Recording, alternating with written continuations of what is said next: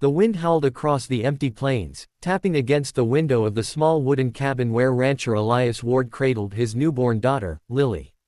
His eyes were hollow with exhaustion and grief.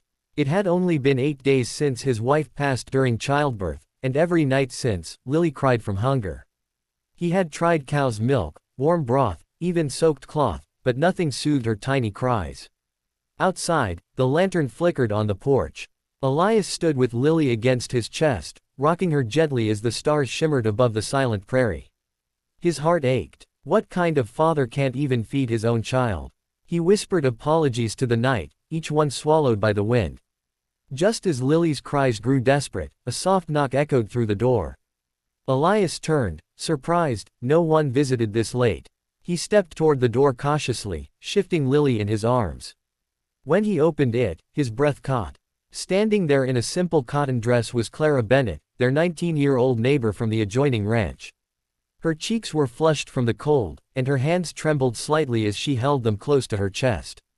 "I heard the baby crying," she said softly, her eyes glistening with empathy. "My brother told me what happened to your wife, and Elias, I came because I might be able to help." Elias stared, confused. "You shouldn't be out here alone this hour." Clara looked down at Lily, her voice steady but shy. "I lost my own baby last year, but I can still nurse." The world went silent. Elias felt his heartbeat in his throat.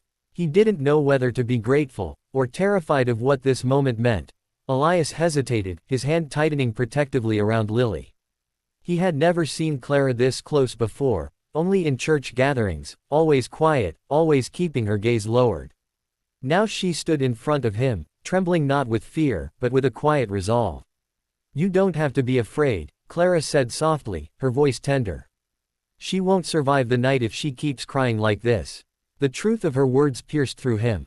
Lily's cries had grown faint, her tiny body weak from starvation. Elias swallowed hard and stepped aside. Clara entered the cabin. The warmth from the small fire lit her face with a soft glow. She removed her shawl carefully, avoiding Elias's eyes. Though the moment was intimate, it wasn't shameful, only sacred. The room felt still, as if time itself bowed its head. Elias turned his back to give her privacy. His hands trembled as he held Lily out. "Please, save her," he whispered. Clara gently gathered the infant into her arms. As she nursed Lily for the first time, the baby's cries stopped almost instantly. A soft coo escaped her lips as she latched on hungrily. Clara closed her eyes, tears slipping silently down her cheeks as a rush of buried emotion flooded her heart. It had been a year since she'd held a baby to her breast. A year since she'd felt alive. Elias, unable to resist, turned slightly. The sight before him made his chest tighten. Lily, peaceful and safe, and Clara, glowing with a gentle strength he had never noticed before. For the first time in days, the cabin knew quiet. No wailing, no despair, only the steady crackle of the fire and the soft breaths of new hope. Elias lowered his head, whispering to himself, "Thank God you came." Lily slept peacefully in Clara's arms, her small hand curled around Clara's finger as if she had chosen her. Elias watched, speechless. The flickering fire cast golden light over Clara's face, revealing a softness he had never seen in any woman, not even his late wife.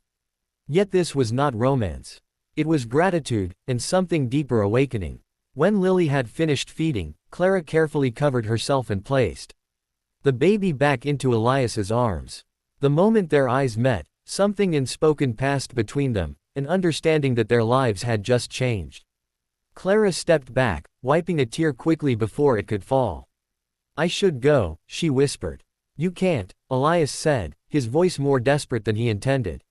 "She needs you, I need." He paused, struggling with the pride that had kept him alone for so long. "What I mean is, I don't know how to do this without you." Clara looked at the door, then at the baby. Her lips trembled. "I didn't come here for anything in return," she replied. "I came because God placed it on my heart. But if I stay, there must be rules." Elias stood straight, attentive. "I will not be your servant," she said softly. "I will not be shamed. If I help you raise this child, it will be under God's protection, and yours." Elias nodded slowly. "Then let me protect you. Stay here, not as a nurse, but as someone this home needs." Clara blinked, stunned. No man had ever invited her with honor, only pity or greed. Now here stood a man offering her dignity. She looked down at Lily, then at Elias. And for the first time, she whispered, "Then I will stay." As the cold dawn broke over the ranch, Ethan gently rocked his newborn son in his arms. His eyes were red from sleepless nights, his heart torn between pride and desperation.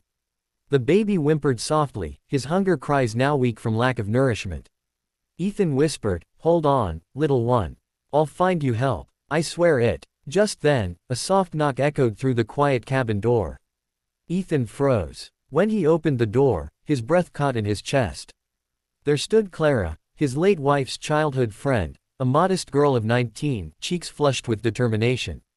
Her eyes glistened with compassion as she clutched a shawl around her trembling shoulders. I heard about Mary's passing," she said, voice barely above a whisper. "And I heard about the baby. He won't survive without milk." She hesitated, her eyes meeting his with earnest bravery. "Ethan, I can help.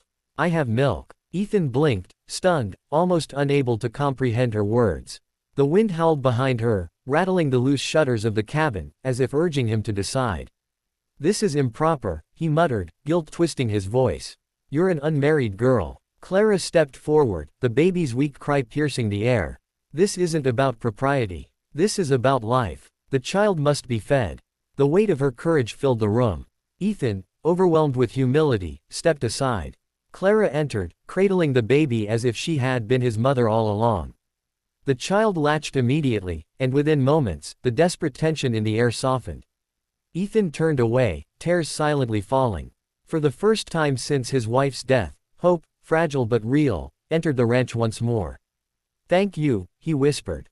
But Clara knew, this was just the beginning. Spring sunlight spilled softly into the cabin as Lily babbled in her cradle, reaching tiny hands upward.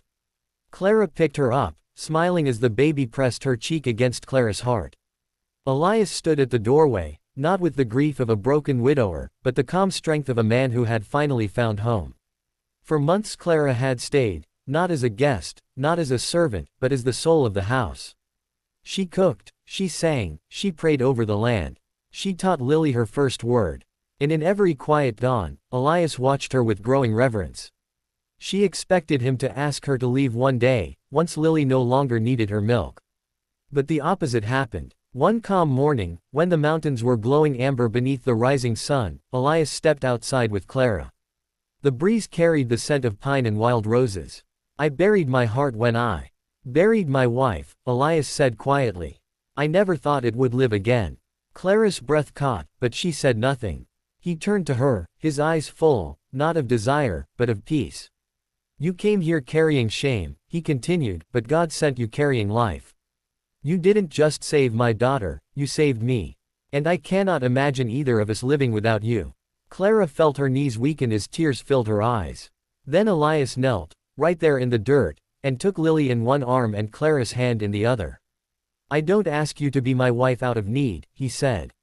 "I ask because I love you. Because this home is yours."